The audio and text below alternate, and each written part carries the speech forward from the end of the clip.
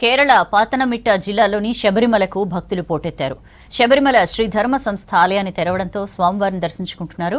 దీంతో ఆలయ పరిసరాలన్నీ అయ్యప్ప నామస్మరణతో మారుమోగుతున్నాయి. తొలి రోజే వర్చువల్ బుకింగ్ ద్వారా దాదాపు 30,000 మంది భక్తులు దర్శనాలకు బుక్ చేసుకున్నారు. ఇక భక్తుల రద్దీని దృష్టిలో పెట్టుకుని దర్శన సమయాలను రోజుకు 18 గంటల వరకు పొడిగించారు అధికారులు.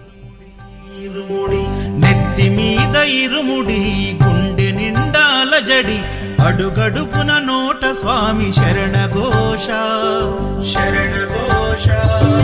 ఇల్లు తల్లిదండ్రులొదిలి భార్య పిల్లల బంధమొదిలి కానల్లో కాలి నడక సాగయాత్ర సాగయాత్ర.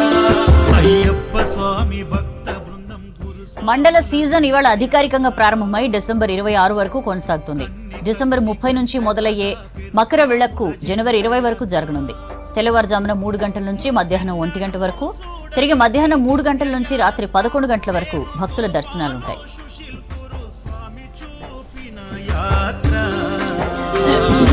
పాదయాత్ర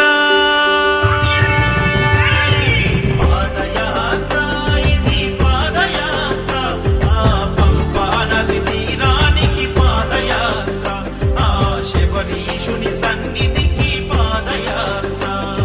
శరణం స్వామి శరణం శరణం స్వామి శరణం శరణం స్వామి శరణం శరణం స్వామి శరణం.